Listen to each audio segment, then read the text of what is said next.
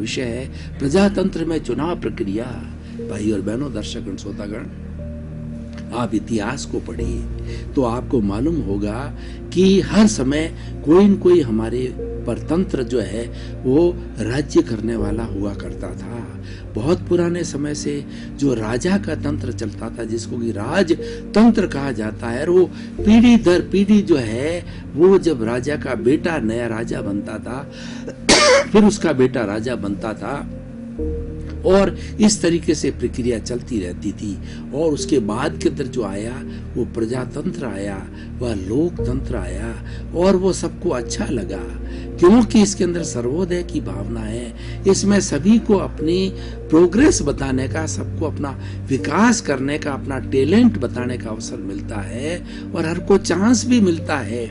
इसीलिए प्रजातंत्र के लिए कहा गया है, इसको लोकतंत्र भी कहा जाता है। प्रजातंत्र का अर्थ होता है प्रजा के द्वारा, प्रजा के लिए और प्रजा से, यानी इस लोकतंत्र की जो है वो पूरी जो बागडोर होती है प्रजा के हाथ में होती है, वो लोगों के हाथ में रहती है, जनता के हाथ में होती है। इसलिए उसको हमको प्रजातंत्र कहते हैं, लोकतंत्र कहते हैं, या जनता का तंत्र कहा जाता है।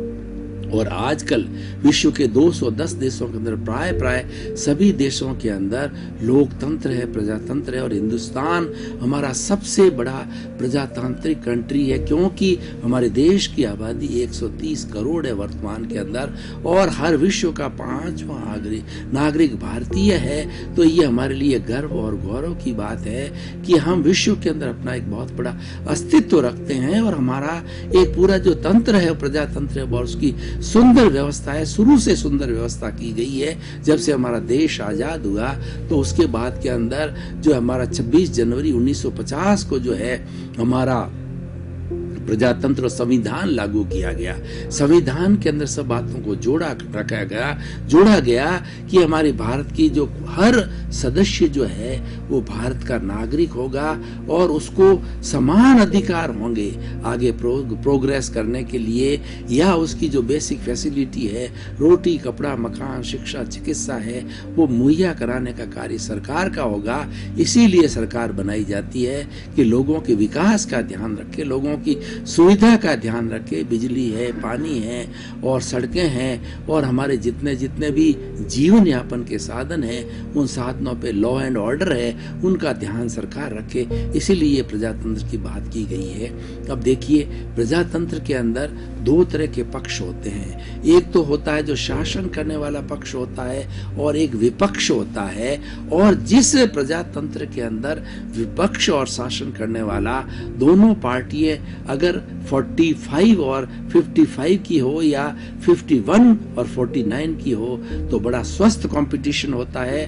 तो ऐसा जो शासन करने वाला जो मंत्रिमंडल है वो कभी भी शोषण नहीं कर सकता, बदमाशी नहीं कर सकता, करप्शन नहीं कर सकता, लोगों का अहित नहीं कर सकता है, क्योंकि उसका विपक्ष पावरफुल होता है। और जो ही वो अहित करने की बात, मनमानी करने की बात, भाई भतीजावाद की बात, पक्षपात की बात, करप्शन की बात, अनीति की बात आती है तो विपक्ष जो है उसको आड़े हाथ लेता है और वो मजबूर कर देता है कि वो जनता के हित की बात करे, क्योंकि उसको जनता ने चुन करके भेजा है। देखिए, इसकी प्रणाली हमारी जो प्रजातंत्र के अंदर चुनाव की जो प्रक्रिया है बहुत शुद्ध प्रक्रिया है। यहाँ पर क्या है कि हमारे अलग अलग पार्टियां बनी हुई है, कुछ राष्ट्रीय स्तर की पार्टियां हैं और कुछ प्रांतीय स्तर की पार्टियां होती है, और हर व्यक्ति जो अपना अपना सेवा करना चाहता है उस पार्टी का सदस्य होता है। पार्टी के जो है बैनर के तले जो है वो अपना प्रतिनिधित्व करता है, कार्य करता है।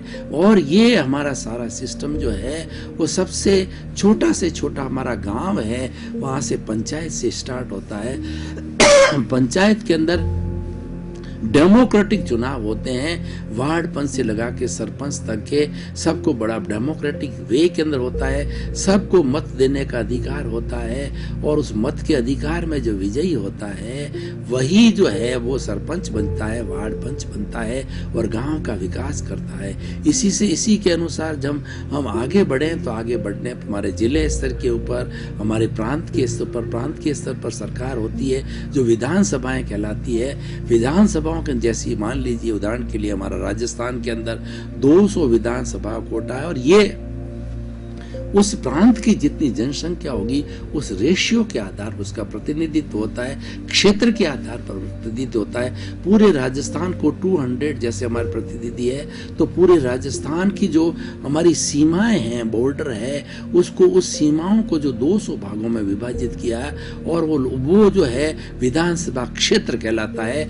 उस विधानसभा क्षेत्र से एक एमएलए या एमएलसी, जो कहीं पर एमएलसी भी बोलते हैं, वो विजयी होकर के आता है, और जिसके अंदर ज्यादा संख्या जिस पार्टी की होती है वो उसकी सरकार बनती है, और जो बड़ी पार्टी होती है वो विपक्ष की पार्टी होती है, और विपक्ष और पक्ष मिलकर के अच्छा संचालन चलाते हैं, क्योंकि दोनों का ध्येय ये होता है, हमें समाज का कल्याण करना है, हमें लोगों का भला करना है, लोगों की बेसिक फैसिलिटी को ठीक करना है, लोगों के तकलीफ को दूर करना है, लोगों की शिक्षा है, चिकित्सा है, भरण पोषण है, रोजगार है, उनकी प्रतिदिन की जो सुविधा है, बिजली है, पानी है, सड़क है, टेलीफोन है, इन सब की व्यवस्थाओं का ध्यान रखना है। इसीलिए ये चुन करके आते हैं। देखिए, अब प्रजातंत्र को शुद्ध रखने के लिए वैसे तो सारी बागडोर जनता के हाथ में है, लेकिन फिर भी हमारे भारतवर्ष के अंदर मुख्य कमियां क्या है कि यहाँ पर हमारे जो है एजुकेशन की कमी है, हमारी शिक्षा की कमी के कारण जो है वोटर्स को परचेज कर लिए जाते हैं, और